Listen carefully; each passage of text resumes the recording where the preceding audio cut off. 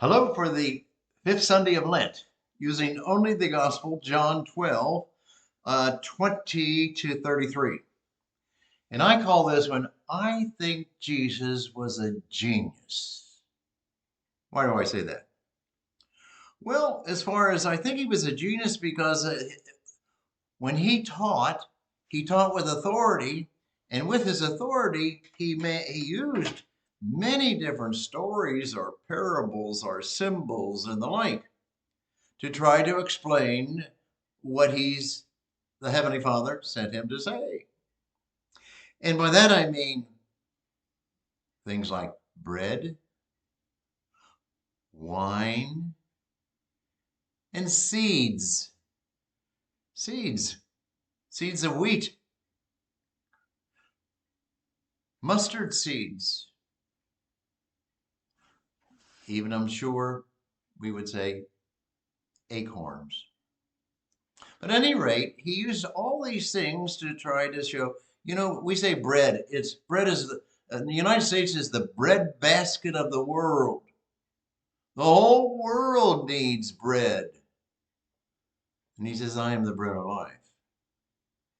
The whole world drinks wine. Cheap wine at my house here. Expensive wine at your house when you invite me over. And seeds, mustard seeds. And in today's gospel, wheat, the grain of wheat. Well, let's look at that as far as what he says. Unless the grain of wheat falls to the ground and dies, it remains just a grain of wheat. But if it dies, it produces much fruit. I think that is really good. The mustard seed thing is good too, but I think this is really good. In fact, that gospel I use at the end of a funeral when we go to Calvary, the cemetery, and we take the body there, and the body is by the gravesite or over the gravesite. And we know that sooner or later that body goes down into the ground, the hole. And then, if we're there, but usually not, but then after we all leave, the workers come and they shovel the ground or the earth and throw it on top of the body or the casket in the grave. Unless the grain of wheat is put into the ground and dies, it remains just a grain of wheat. And I think that applies so vividly. It's unbelievable. Only one better way of seeing that, I think. I went to Matthew Kelty's funeral at Gethsemane, the great monk, Thomas Merton's confessor. And I saw the monks there at Gethsemane do Kelty's funeral. And we did the whole thing inside the church. And we all came out, the lay people and all the monks came out. We did the normal prayers over the grave.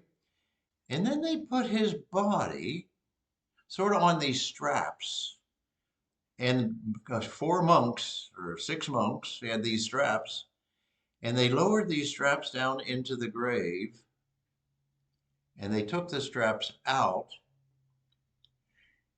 and they said the final prayers, and then each monk by monk, came up and took a shovel and threw the earth on his grave, in the hole in the grave. How vivid. Now, Matthew Kelty is in a new world and a new life. Unless the grain of wheat falls to the ground, is buried in the ground, and it dies, and then it springs up to a new life. Wheat, eventually bread of the world. And Jesus was this bread of the world.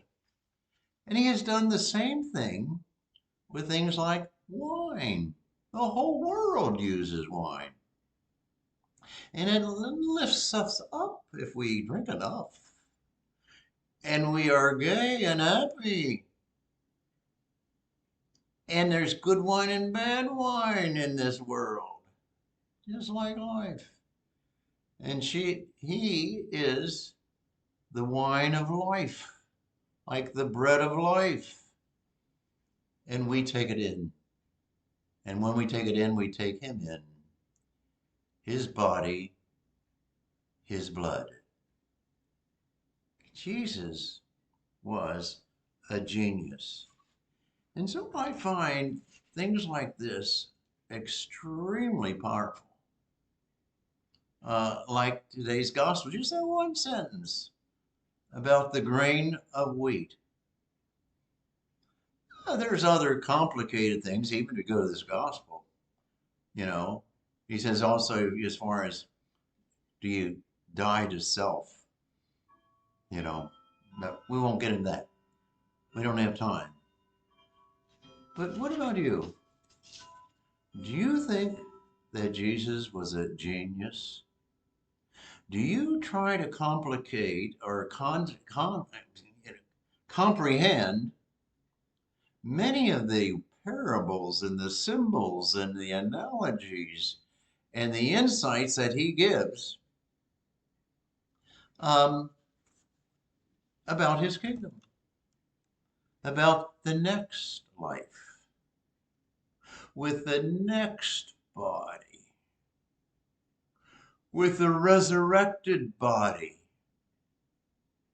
just as he, and in this season of Lent, that we're moving toward the resurrection of Jesus Christ, Easter Sunday morning, when he comes out glorified with a new body.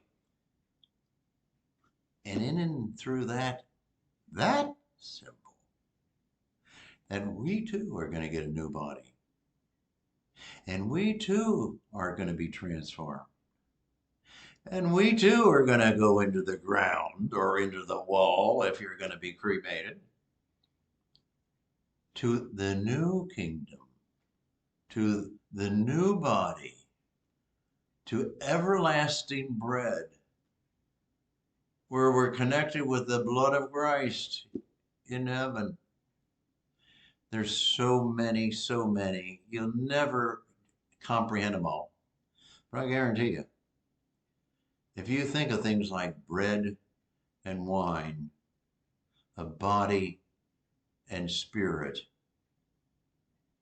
and mustard seeds, and acorns, and grains of wheat, and all these parables and analogies that I guarantee you, you're going to get closer to Jesus. And it's so deep or so expansive that you never get it all in this life. But you'll get it all in the next life. You know, look at my candle over here. Huh? What did Jesus say? I am the light of the world in the midst of all this darkness. I am the light of the world. You betcha. And he's many things. And he's more than we can even comprehend. But Lent is a time when we get to the real good news. I am the way, the truth, and the life.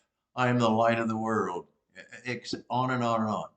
You'll never exhaust it all. You'll never understand it all. But I guarantee you, you'll be a fuller person, a better person, a happier person, a more loving person, a more forgiving person. Folks, that's what it's all about. Have a good day.